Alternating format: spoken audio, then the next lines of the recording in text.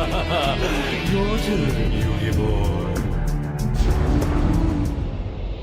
What is up, guys? This is AlintheaYoh coming at you with an updated version of my hero deck profile. Now, I haven't done a hero deck profile in a very long time, and there's been a good reason, because I felt that the deck hadn't really evolved in any way, shape or form since I last did it. However, now there is a big reason for doing it, so without further ado, we'll go straight into it so you can see it. So starting us off, obviously that's a bottomless travel. Starting us off, we have 3 Elemental Heroes Shadow Mist. So obviously this is one of the main cards that you're going to be using in the deck. Being able to search out a mass change when it is special summoned, or being able to just add a hero monster from your deck to your hand when it goes to the graveyard, as long as you don't activate both of those effects in the same turn, because you're going to do one. It's just absolutely amazing for the deck. Obviously it kind of changed the way that the deck worked. This card is currently at 1 in the OCG. I don't expect us to have the same hit at any point, to be honest. But yeah, it's kind of just one of those cards that's needed at 3. Next up, we have 3 Bubble Man. So I'm running 3 Bubble Man simply because of Bahamut Shark and Toadally Awesome. Makes sense, and also Bubble Man is just a great card in general to make some really powerful XZ plays and just keep pushing through a lot of your opponent's resources. So 3 Bubble Man is good, and I still, in my whole history of playing this deck, if people don't remember, my very first deck profile was Gate Hero back in the day. I've still only ever once activated the other effect of Bubble Man to be able to, you know, draw 2. So next up we have 3 Tin Goldfish. I always call it Tin Plate, I don't know why.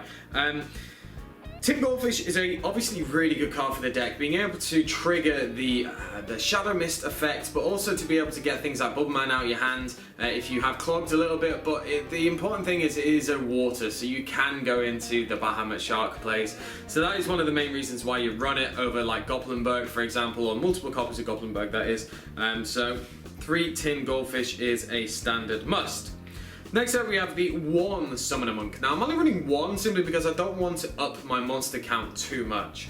Having too many monsters in Heroes, especially this version, is very, very bad news. Now you play a lot of spells, so you can get into your Shadow Mist very easily because you're running a lot of multiple copies. However, you don't want to run too many of these in my opinion, especially with the way that the deck revolves around it, kind of working. And one of the other cards I do run is 1 Goblinberg. Now it is a warrior, so I do play Rota so I can get to it.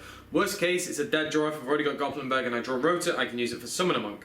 And you can just see how it works. So having these 2, it's quite funny if you can go Goblinberg, Summoner Monk, and then activate its effect. That's a really good opening.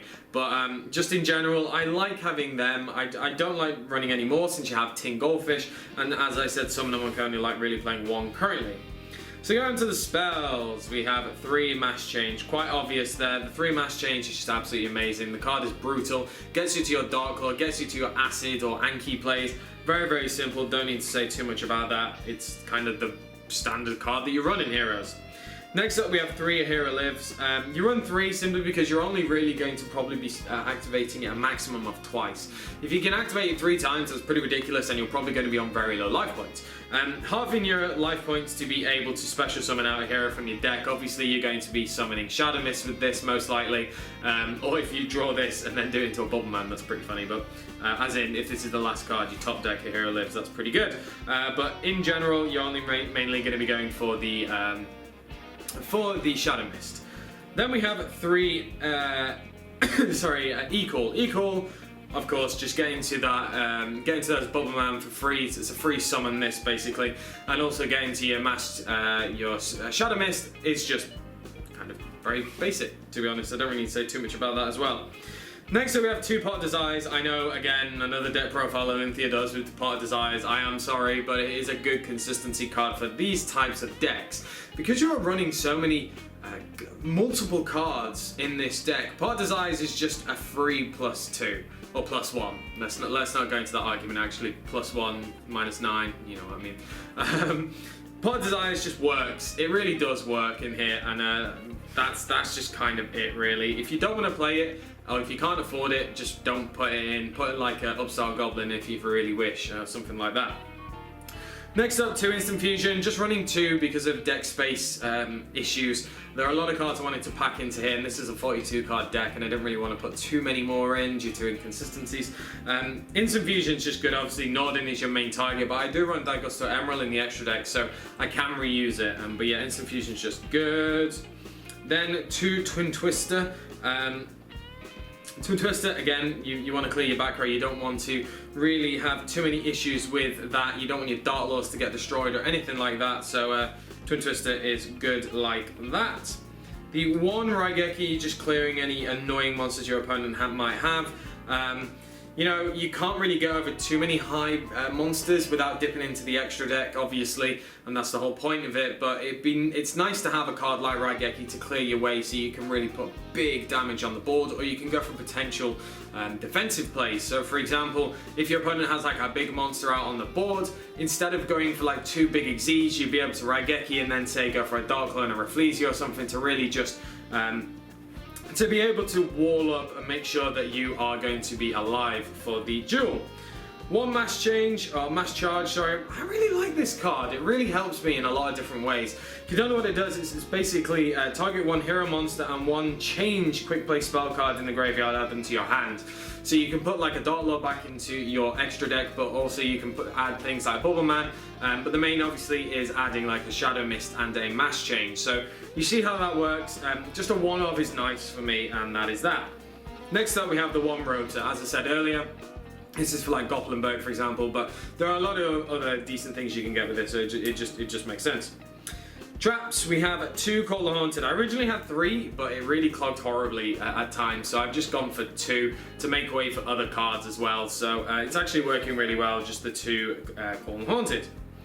2 Floodgate Trap Hole. Card is very, very good right now, being able to just stop your opponent, being able to stun them in the way that if you're, for example, going against an ABC player, you stun their Tsukiyomi play. If you go against Burning Abyss, you flip one of their monsters face down and then they have to somehow get rid of it, otherwise that they can't really summon other Burning Abyss monsters because they'll just instantly die. So they have to make really horrible plays to try and get around it. So Floodgate Trap Hole is good. It's also a good target for Rafflesia. I don't know why I did it in that way. Rafflesia, that's what I was trying to do. 2-Dimensional Barrier. 3 is a bit too much in this deck, but you understand why it's being run. It's just one of those cards that really helps with the whole ideology of the deck, or this specific type of deck, being able to just summon Dark Lord like a Rafflesia, Tree Toad, and just kind of wall up a bit and just grind your opponent out. So 2-Dimensional Barrier works very well with that cause. Then we have the 3 Solemn cards, Solemn Warning and 2 Solemn Strike. Makes sense, don't really say too much about them, they are just good cards in general. The 1 Vanity's Emptiness, you know, because Dark Lord Emptiness is pretty tasty, and, you know, Rafflesia Emptiness is pretty... You get what I'm on about. And then finally, the other Trap Hole cards for Rafflesia. The Bottomless is obviously standard. The Time Space Trap Hole is really good against Pendulum. And also the Traptrix Trap Hole Nightmare, just in general, is not a bad card. If it stays in the deck, it's good. It gives you the flexibility and the options to do it. Sometimes your opponent might not think you're even running it, so that's why I do like it. So that is, as I said, 42 cards in the main deck. So going into the extra deck, we have the 2... lovely Masked Hero Ultimate Dark Lord. Dark Lord even, not Lords, that'd be interesting. Dark Lords are coming out next time. So yeah, the Dark Lord is obviously the MVP of the extra deck. It's one of the best cards you go into. Being able to just go into easily is nice. The good things that, you know, it's just incredible. You can mass change into a Dark Lord, as in Dark Lord into Dark Lord, if you really need to, if your opponent's trying to destroy you in some way, shape or form or target it. That is something to note. But 3 is a little bit too much, especially with me playing Ygopro Emerald. I can recycle things back in. So playing 2 is fine. 1 Anki and then obviously 1 Acid. These are just other targets that you have. Obviously with Anki it's much easier to go into it nowadays with like Bubble Man and such, that you're playing at quite high copies. So these 2 are good targets for the mass change. And then 1 Norden because, you know, it's Norden and it works really well in this deck.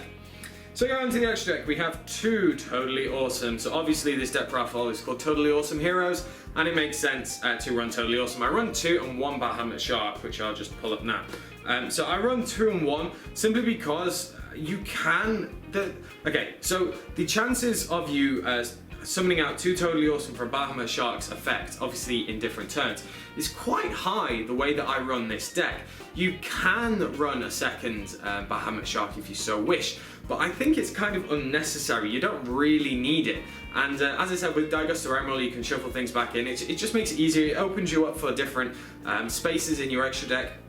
And you don't clog up too much with cards that arguably you might not want to, you know, go into. Like a Bahamut Shark is just good for 1, honestly, in my opinion. I really don't think you need 2. And obviously, Totally Awesomes are good.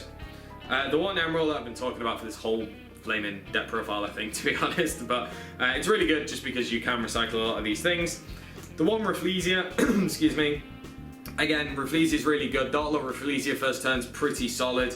The one Rebellion Dragon, because it is good just to make some big pushes and take out any big monsters your opponent might have.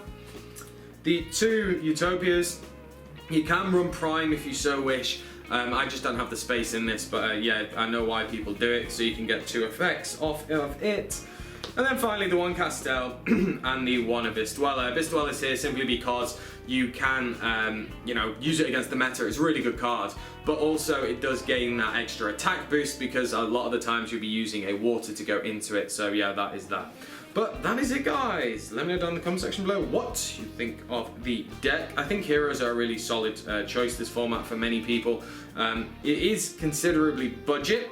I know that obviously I have a lot of expensive cards in here, but honestly you can make do without them. Those cards like Dimensional Barrier and Solemn Warning and Solemn Strike and the Pot of Desires just add to the consistency in my opinion, but if you take them out, it doesn't mean that the deck is unplayable. There are still a lot of good plays this deck can make, and just in general I think it is a really solid choice for the meta if you do want to play something a little bit cheaper or go against the grain and say, like, you know, try and disrupt your opponent, because Darklord is really strong against so many decks. So as I said, let me know down in the comment section below what you think of the deck. Make sure to give me a like, comment, subscribe, and I shall catch you guys later.